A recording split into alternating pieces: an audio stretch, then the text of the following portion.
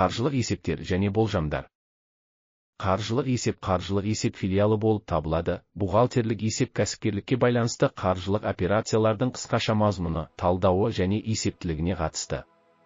Бұл келесілерді дайындауды көздейді. Қаржылық есептілік қоғамдық пайдалану үшін қолжетімді. Акционерлер, жабдықтаушылар, банктер, қызметкерлер, мемлекеттік органдар, кәсіп иелері және басқа мүдделі тараптар шешімдер қабылдау мақсатында осындай ақпаратты алуға мүдделі адамдардың мысалдары келтірілген. Қаржылық есеп жергілікті және халықаралық бухгалтерлік есеп стандарттарымен реттеледі. Бухгалтерлік есептің жалпы қабылданған принциптері. GAAP бұл кез келген юрисдикцияда қолданылатын қаржылық есептілікке арналған нұсқаулықтың стандартты негізі. Ол бухгалтерлердің қаржылық есептілікті есепке алу мен қорытындылау және дайындау кезінде ұстанатын стандарттарын, конвенциялары мен ережелерін қамтиды. Екінші жағынан, қаржылық есептіліктің халықаралық стандарттары, PEGS, бұл қаржылық есептілікте операциялардың және басқа оқиғалардың жекелеген түрлері туралы қалай есеп беру керектігін көрсететін бухгалтерлік есеп стандарттарының жиынтығы. PEGS шығарады бухгалтерлік есеп стандарттарының халықаралық кеңесі, AHP. PEGS халықаралық сахнада кеңінен тарала бастаған кезде, жүйелілік қаржылық есептілікте әлемдік ұйымдар арасында кең таралды. Қаржылық есеп ұйымнан тыс немесе компанияның күнделікті жұмысына қатыспайтын адамдар үшін бухгалтерлік ақпаратты дайындау үшін пайдаланылса, басқарушылық есеп менеджерлерге бизнесті басқару туралы шешім қабылдауға көмектесу үшін бухгалтерлік ақпаратты ұсынады. Міндеттері қаржылық есеп және қаржылық есептілік синоним ретінде жиі қолданылады. 1. Халықаралық қаржылық есептілік стандарттарына сәйкес, қаржылық есептіліктің мақсаты, қолданыстағы және әлеуетті инвесторларға, несие берушілерге және басқа несие берушілерге есеп беруші ұйымға ресурстарды ұсыну туралы шешім қабылдауда пайдалы қаржылық ақпарат беру. 2. Еуропалық бухгалтерлік есеп қауымдастығының мәліметтері бойынша, капиталды ұстау қаржылық есептіліктің бәсекелес мақсаты. Қаржылық есеп бұл қоғаммен тиісті мүдделі тараптар тұтынуы мүмкін қаржылық есептілікті дайындау. Қаржылық ақпарат пайдаланушыларға осындай сапалық сипаттамалар болған жағдайда пайдалы болар еді. Қаржылық есептілікті жасау кезінде келесілер орындалуы керек. Іргелі сапалық сипаттамалар, өзектілік, бұл қаржылық ақпараттың оны пайдаланушылардың шешіміне әсер ету мүмкіндігі. Өзектіліктің ингредиенттері болжамды мән және растайтын мән болып табылады. Маңыздылық, бұл өзектіліктің қосалқы сапасы. Ақпарат, егер оны жіберіп алу немесе бұрмалау пайдаланушылардың қаржылық есептілік негізінде қабылдаған экономикалық шешімдеріне әсер етуі мүмкін болса, маңызды болып саналады. Адал өкілдік дегеніміз, операциялардың нақты нәтижелері тиісті түрде есепке алынуы және қаржылық есептілікте көрсетілуі керек. Сөздер мен сандар мәміледе шынымен болған жағдайға сәйкес келуі керек. Адал өкілдік етудің ингредиенттері толықтығы, бейтараптығы және қателіктерден тұрады. Бұл бухгалтерлердің әрекет еткенін білдіреді, ақ-ниет өкілдік процесі кезінде. Сапалық сипаттамаларды жақсарту, тексерілуге қабілеттілік қаржылық ақпаратты әр түрлі білімді және тәуелсіз пайдаланушылар арасындағы келісімді білдіреді. Мұндай ақпарат объективтілік қағидатын сақтау үшін жеткілікті дәлелдермен расталуы керек. Салыстырмалы, бұл бір саладағы субъектілер бойынша бухгалтерлік есеп әдістерін біркелкі қолдану. Жүйелілік принципі салыстырмалылық жағдайында. Жүйелілік бұл бухгалтерлік есепті ұйым ішіндегі уақыт бойынша нүктелер бойынша біркелкі қолдану. Түсініктілік дегеніміз, бухгалтерлік есептер мүмкіндігінше нақты көрсетілуі керек және ақпарат сәйкес келетіндерге түсінікті болуы керек. Уақытылы қаржылық ақпарат пайдаланушыларға шешім қабылданғанға дейін ұсынылуы керек дегенді білдіреді. Қаржылық есептіліктің 3 компоненті. Ақша қаражаттарының қозғалысы туралы есеп, ақша қаражаттарының қозғалысы туралы есеп, ақша қаражаттарының қозғалысы туралы есепте көрсетілген мерзім ішінде нақты ақшалай қаражаттардың кірістері мен шығыстары қарастырылады. Ақша қаражаттарының қозғалысы туралы есептің жалпы үлгісі келесідей. Ақша қаражаттарының қозғалысы бастапқы қалдық жабылатын қалдық. Мысал 1, қыркүйек айының басында Элен өзінің банктік шотында $5 бастады. Сол айда Элен Томнан $20 қарызға алды. Айдың соңында Элен $7 аяқ киім сатып алды. Эленнің қыркүйек айындағы ақша қаражаттарының қозғалысы туралы есебі келесідей. ақша қаражаттарының қозғалысы, 20 ақшаның кетуі, 7 баланстың ашылуы, 5 баланстың жабылуы, 27-5-18 мысал 2, маусым айының басында кестелерді сатып алатын және қайта сататын Wicketables компаниясы 2 кестені сатты. Бастапқыда олар кестелерді әрқайсысын $25 сатып алып, бір үстелге $50 сататын. Бірінші кесте қолма-қол төленді, ал екіншісі несиелік шарттармен сатып алынды. Wicketables'тың маусым айындағы ақша қаражаттарының қозғалысы туралы есебі келесідей. Ақша қаражаттарының қозғалысы, 51-ші кесте үшін қолма-қол ақшамен қанша Wikipedia алынды. Олар екінші кесте бойынша қолма-қол ақша алған жоқ, несиелік шарттармен сатылды.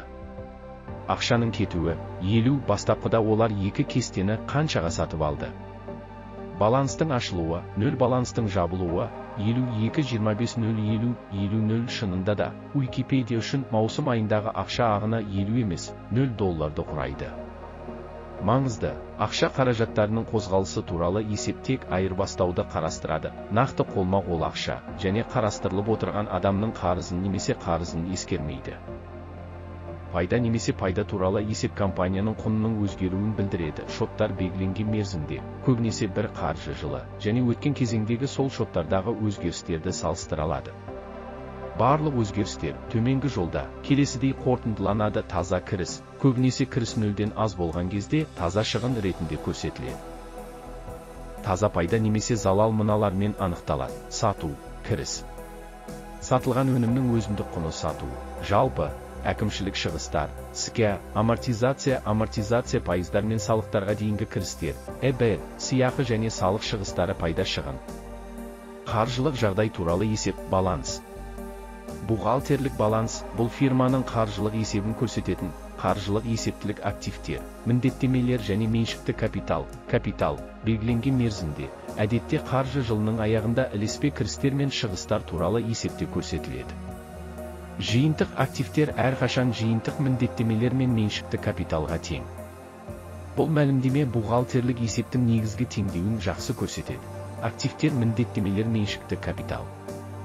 Есеп компанияның қаржылық жағдайын көрсетуге көмектесу үшін пайдаланылуы мүмкін, өйткені жауапкершілік шоттары фирманың активтеріне сыртқы талаптар болып табылады, ал меншікті капитал шоттары фирманың активтеріне ішкі талаптар болып табылады. Бухгалтерлік есеп стандарттары көбінесе компаниялар өздерінің бухгалтерлік баланстарын ұсынған кезде ұстанатын жалпы форматты белгілейді. Қаржылық есептіліктің халықаралық стандарттары, KEX, әдетте компаниялардан есеп беруін талап етеді. Ағымдағы активтер мен міндеттемелер ағымдағы емес сомалардан бөлек. GAAP талаптарына сәйкес бухгалтерлік баланста өтімділіктің ең өтімдіден ең аз өтімділікке дейін төмендеуіне негізделген активтер мен міндеттемелер тізімделуі керек. Нәтижесінде ағымдағы активтер міндеттемелер бірінші кезекте ұзақ мерзімді активтер міндеттемелер тізіміне енгізіледі. Алайда, KEX-қа сәйкес бухгалтерлік баланста өтімділіктің ең аз өтімділіктен өтімділікке дейін өсуіне негізделген активтер міндеттемелер тізімделуі керек. Нәтижесінде ұзақ мерзімді активтер міндеттемелер бірінші кезекте ағымдағы активтер міндеттемелер тізіміне енгізіледі. Ағымдағы активтер – бұл фирманың 12 ай ішінде сатылуы күтілетін ең өтімді активтері. Ағымдағы активтерге мыналар жатады: қолма-қол ақша, нақты ақша, дебиторлық берешек алынған, бірақ әлі жиналмаған кірістер, тауарларды түгендеу. Қазіргі уақытта фирма сатылғанға дейін иелік ететін тауарлар мен қызметтерден тұрады. Инвестициялық компаниялар бір қаржы кезеңінен аз уақыт ұсталады деп күтілуде. Қаржылық есеп, Wikipedia, сол жыл ішінде пайдалану үшін алдын ала төленген шығындар. Ұзақ мерзімді активтерге мыналар жатады: бекітілген немесе ұзақ мерзімді активтер және материалдық иіс активтер. Негізгі, ұзақ мерзімді активтер, меншік, ғимарат, жабдықтар, зауыттық машиналар сияқты. Материалдық емес активтер, авторлық құқықтар, тауар таңбалары, патенттер, ізгі ниет. Міндеттемелерге мыналар жатады: ағымдағы міндеттемелер, кредиторлық берешек саудасы, төленуге тиісті дивидендтер, қызметкерлердің төленетін жалақысы, сыйақы, мысалы, қарыз бойынша төленуге тиісті. Ұзақ мерзімді міндеттемелер төлеуге жататын ипотекалық ноталар, төлеуге жататын облигациялар, меншікті капитал, кейде таза активтер деп аталады. Кәсіпкерліктің меншік түріне байланысты әр түрлі түрде ұсынылады. Кәсіпкерлікке меншік құқығы жеке кәсіпкер, серіктестік немесе түрінде болуы мүмкін. Корпорация. Корпорация үшін меншікті капиталдың бөлігі әдетте көрсетеді қарапайым қор және бөлінбеген пайда компанияда сақталатын пайда. Бөлінбеген пайда бухгалтерлік балансқа дейін дайындалған бөлінбеген пайда туралы есептен шығарылады. Бөлінбеген пайда туралы есеп, меншікті капиталдағы өзгерістер туралы есеп, бөлінбеген пайда туралы есеп, кейде меншікті капиталдағы өзгерістер туралы есеп деп те аталады. Бұл компанияның меншікті капиталының белгілі бір есепті кезеңдегі өзгерістерін көрсететін қаржылық құжат. Ол пайда, шығындар, дивидендтерді төлеу және басқа да өзгерістер сияқты факторлардың әсерінен компанияның меншікті капиталының қалай өзгергені туралы ақпарат береді. Бұл есепте бірнеше негізгі элементтер қамтылады. 1. Кезең басындағы қалдық, меншікті капиталдың бастапқы көрсеткіші. 2. Есептік кезеңдегі таза пайда немесе шығын. Есептік кезеңде жинақталған пайда немесе шығын, ол капиталдың артуына немесе азаюына әсер етеді. Дивидендтерді төлеу. Егер компания акционерлеріне дивидендтер төлесе, бұл капиталдың азаюына. 1. Басқа өзгерістер. Бұған активтерді қайта бағалау, акцияларды шығару немесе капиталға әсер ететін басқа операциялар бойынша түзетулер кіреді. 2. Кезең соңындағы қалдық. Есептік кезеңнің соңындағы меншікті капиталдың қорытынды көрсеткіші. Бұл есеп акционерлер мен инвесторлар үшін маңызды, себебі ол компанияның өз ресурстарын қаншалықты тиімді басқаратынын және қаржылық жағдайының қалай өзгеретінін бағалауға мүмкіндік береді. Қаржылық есептер мен болжамдар компанияның қаржылық жағдайын және болашақтағы табыстарын болжауға көмектесетін маңызды құжаттар болып табылады. Мысал ретінде қарапайым қаржылық есептілікті және болжамды қарастырайық. 1. Қаржылық есептің мысалы, өткен жылдық есеп. АО компаниясы 2023 жылға қаржылық есеп түсім 100 миллион теңге операциялық шығындар, 60 миллион теңге таза пайда, 40 миллион теңге дивидендтер төлеу, 10 миллион теңге кезең соңындағы бөлінбеген пайда, 30 миллион теңге. Бұл мысалда компания 2023 жылы 40 миллион теңге таза пайда тапқан, бірақ 10 миллион теңге дивиденд ретінде акционерлерге төленген. Нәтижесінде 30 миллион теңге бөлінбеген пайда ретінде есепке алынған. 2. Қаржылық болжамның мысалы, келесі жылға болжам. АО компаниясы 2024 жылға қаржылық болжам күтілетін түсім 120 миллион теңге операциялық шығындар, 70 миллион теңге болжамдалған таза пайда, 50 миллион теңге дивидендтерді төлеу жоспары, 15 миллион теңге кезең соңындағы бөлінбеген пайда, 35 миллион теңге 2024 жылға арналған болжамда компания түсімнің 120 миллион теңгеге дейін өсетіні күтілуде. Бұл таза пайданың 50 миллион теңгеге дейін артуына келеді. Компания дивидендтерді 15 миллион теңге көлемінде төлеуді жоспарлап отыр, ал кезең соңында 35 миллион теңге бөлінбеген пайда болып қалады деп күтілуде. Нәтиже. Қаржылық есептер өткен кезеңдердегі нәтижелерді көрсетсе, болжамдар компанияның болашақтағы қаржылық жоспарлар мен күтілетін нәтижелерін сипаттайды. Бұл ақпарат инвесторларға және акционерлерге компанияның қаржылық денсаулығын талдауға және оның болашағына болжам жасауға мүмкіндік береді. Қосымша қаржылық талдау мен болжамдар бойынша ақпаратты онлайн сайтынан оқи аласыз.